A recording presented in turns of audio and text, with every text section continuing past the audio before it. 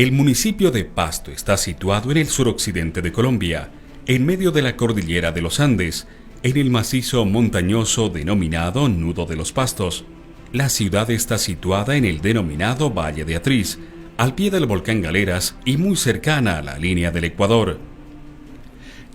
El municipio de Pasto dispone de una dotación importante de recursos naturales, riqueza de biodiversidad en paisajes naturales y construidos, ecosistemas frágiles, cuencas hidrográficas, humedales, áreas protegidas, corredores biológicos con especies endémicas y recursos genéticos únicos, la cual ha servido como soporte de los eventos ecológicos, sociales, económicos y políticos que han caracterizado una ruralidad inmersa en una estructura agraria campesina minifundista. En el Plan de Ordenamiento Territorial se incluye como tema de vital importancia la dimensión ambiental y la gestión del riesgo, la gestión integral del recurso hídrico, biodiversidad, bienes y servicios ecosistémicos como temas transversales considerados y articulados en la estructura ecológica municipal. La estructura ecológica principal hace referencia a aquellos espacios del territorio del municipio de Pasto, los cuales dependen los bienes y servicios ambientales, como por ejemplo el agua, ¿sí? De la cual nosotros nos abastecemos para el consumo de todos los habitantes del municipio. Entonces entran en esta categoría, por ejemplo, los páramos, los bosques altoandinos, de los cuales el municipio tiene una gran parte de su territorio en páramos, como páramos en Galeras, El Tábano, Bordoncillo, Morasurco, Divina Pastora. Sí, es una extensión bastante amplia, de la cual en este momento muchas de ellas se encuentran en áreas de reserva natural, como por ejemplo Santuario de Flora y Fauna Galeras, o las áreas protegidas de Bordoncillo, de Divina Pastora, Tábano y Morasurco, que son del municipio. Bueno, la estructura ecológica principal es un concepto muy amplio. Un poco la explicación más pedagógica que uno pudiera utilizar es entender que los asentamientos humanos, digamos, están definitivamente en el territorio. Todo ese territorio, toda esa base que soporta esos asentamientos humanos se identifica como estructura ecológica principal. El 59.6% del territorio del municipio, 70.752 hectáreas, se ubican en alturas iguales o superiores a los 2.800 metros sobre el nivel del mar.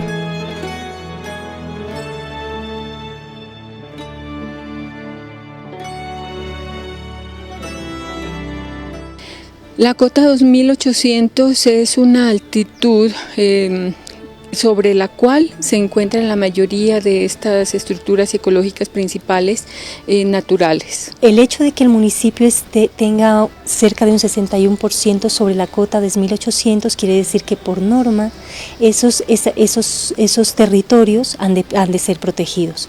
No son suelos donde se permita producción, sino simplemente protección de cuencas, de protección de agua básicamente. Posee paisaje típico de montaña, donde el volcán Galeras, con una altura de 4.264 metros sobre el nivel del mar, es el cerro de mayor importancia por dos razones fundamentales. La primera, porque hace parte del Sistema Nacional de Parques Nacionales Naturales en la categoría de Santuario de Flora y Fauna, ya que cuenta con diferentes especies endémicas. Y la segunda razón, por cuanto hace parte de la cultura e idiosincrasia del ciudadano, en vista de que es patrimonio emblemático de la ciudad. Hidrográfica y climáticamente el municipio posee influencia de la vertiente pacífica y amazónica, pues en su territorio se diferencian tres cuencas, la del río Pasto y del río Bobo, hacia la parte andina pertenecientes a la gran cuenca del río Patía, y la cuenca alta del río Guamués, hacia el piedemonte amazónico, perteneciente a la gran cuenca del río Putumayo. Se destaca la presencia de la laguna de la Cocha, declarada humedal de importancia Ramsar. En ella se ubica la isla de la Corota, de valor ecológico, puesto que está dentro de la categoría de protección como santuario de flora y fauna, perteneciente al Sistema Nacional de Parques Nacionales Naturales.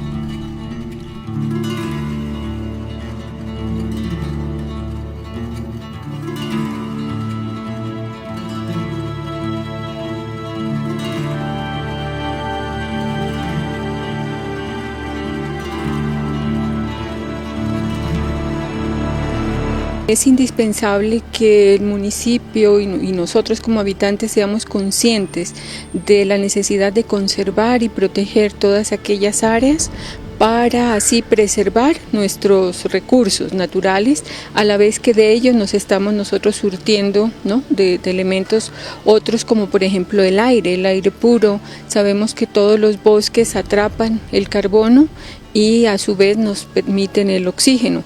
Entonces todas estas áreas conjuntamente con las coberturas vegetales que ellas tienen nos proporcionan esos elementos. En protección de los suelos que tienen una pendiente superior al 40% y que están en áreas sujetas a eventos naturales como sismicidad, como fallamiento, también tienen que ser protegidos.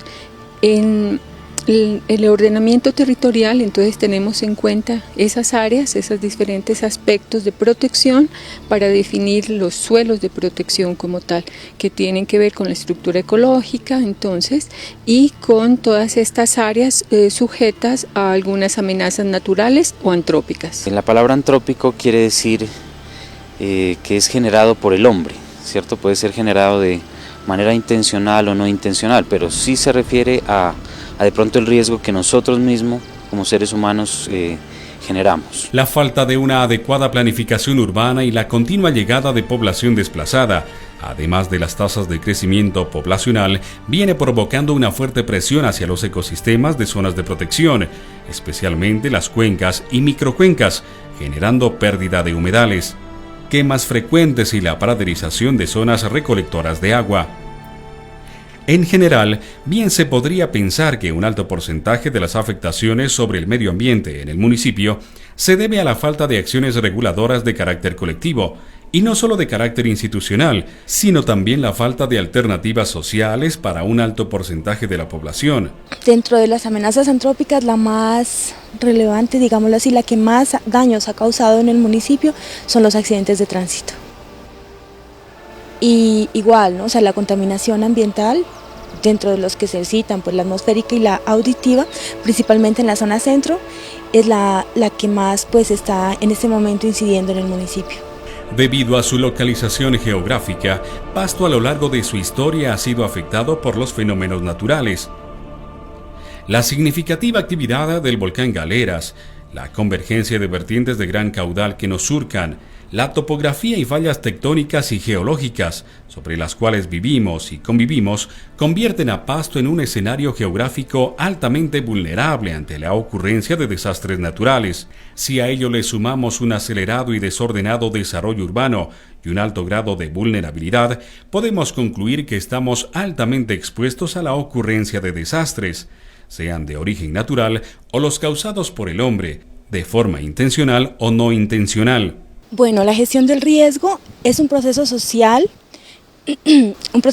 social orientado a la ejecución, planeación y seguimiento de políticas, proyectos, programas, acciones tendientes a el conocimiento y reducción del riesgo y el manejo de desastres. La gestión del riesgo podríamos decir que es un proceso en el cual hacemos una serie de actividades para conocer el riesgo, identificarlo y de alguna forma tomar medidas en lo posible antes de que se presente un evento, ¿cierto?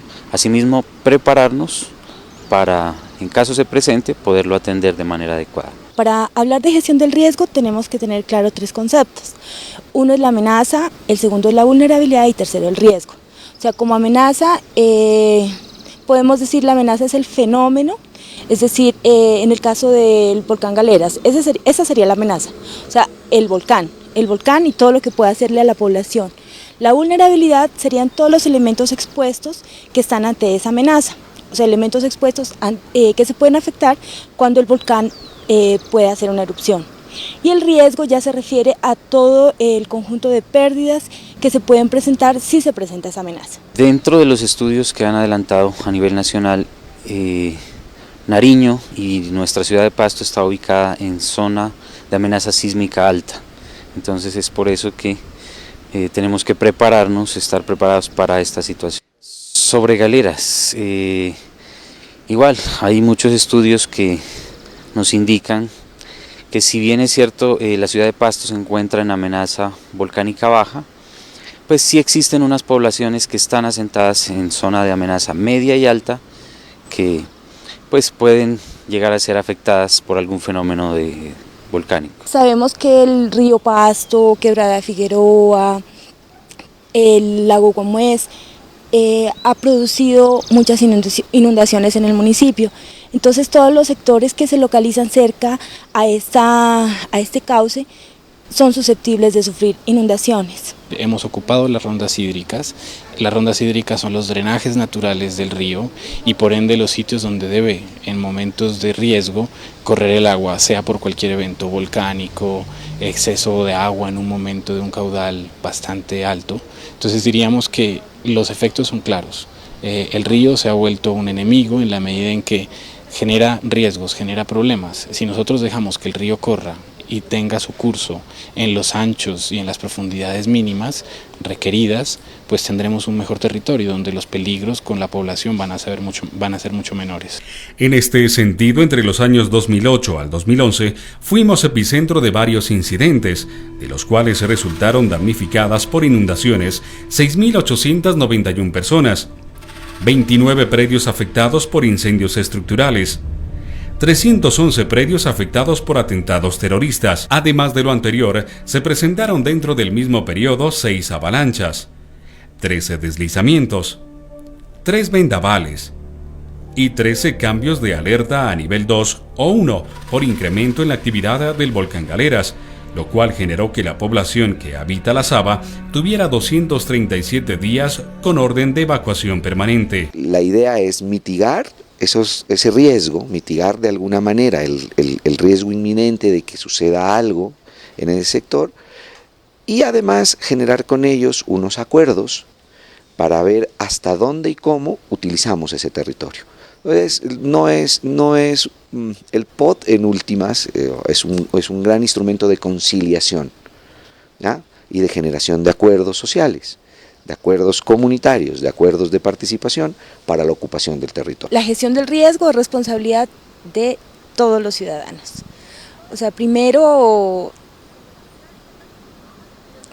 como sensibilizarnos, o sea, valorar nuestra vida. Eso sería como lo primero.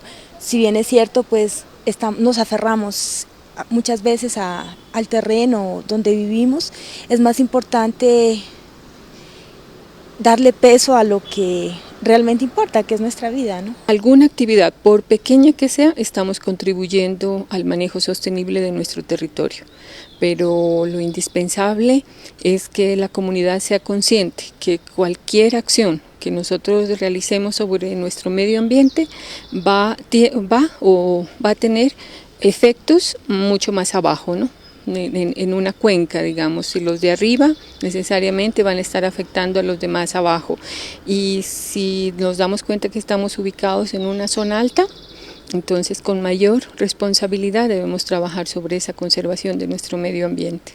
No perder de perspectiva esa situación. La ciudad debe empezar a controlar su expansión, a tener unos pactos de bordes, a degradarse entre lo construido y lo rural, a proteger el suelo rural, porque en el suelo rural está la seguridad alimentaria, está la producción agrícola, está la producción de alimentos, porque en el suelo rural hay un asentamiento humano importante, hay un asentamiento cultural humano muy importante, están nuestros campesinos, están nuestros indígenas, hay que protegerlos. Si nos entendemos como el elemento superior del medio ambiente, pues lo primero que tenemos que entender no somos a nosotros mismos y respetarnos a nosotros mismos.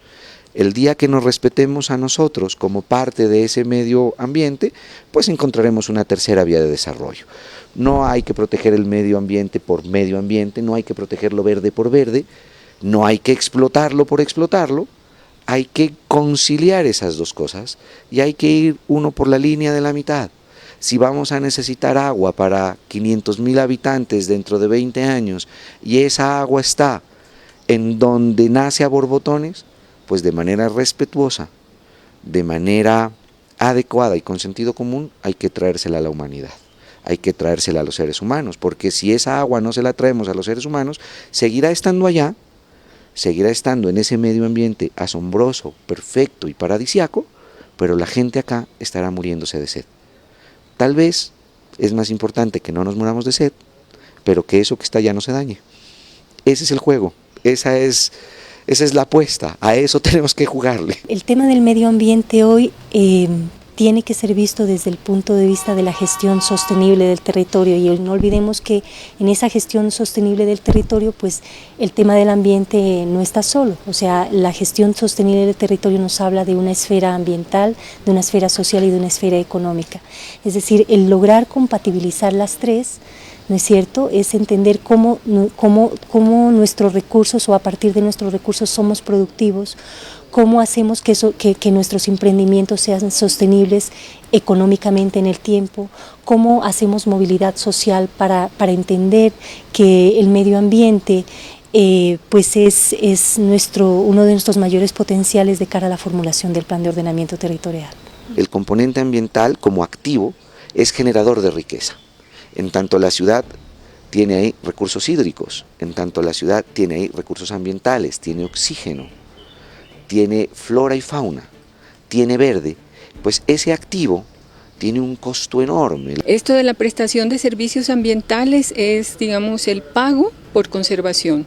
Si alguien tiene un terreno, es propietario de un área que está en este momento en conservación o que es nacimiento de una fuente hídrica, digamos que la administración a nivel estatal, a través de ese 1% estimado o declarado en la ley 99 del 93, artículo 111, nos determina que podemos nosotros pagar, ¿sí?, por esa conservación. La ciudad debe comprometerse en recuperar toda la cuenca del río Pasto que la atraviesa en su parte urbana, en su parte construida.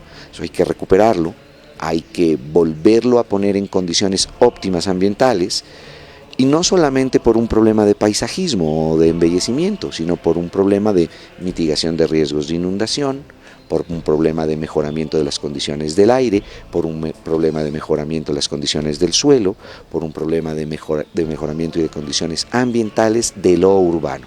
Por ejemplo, ahí estarían los metros cuadrados de espacio público efectivo que le hacen falta a la ciudad, y ahí podríamos construir toda una red de parques y un circuito de espacios públicos verdes que sean efectivos para la ciudadanía. Esa es la razón por la que debemos proteger lo ambiental. Lo que tiene que ver con la andino-amazónica, Laguna de la Cocha, Alizales, El Estero, Guamués, toda esta área es mucho más protegida, y en ella tenemos entonces, digamos que es de por sí, es como un laboratorio de germoplasma, en el cual tenemos especies conocidas, especies por conocer, ¿sí?, especies que de pronto están en vía de extinción y que debemos conservarlas para el mundo, para conocer cuáles son las bondades de ellas en sus efectos, digamos, farmacéuticos, o en sus efectos o en su uso que puedan tener en cuanto a agroindustria, ¿sí?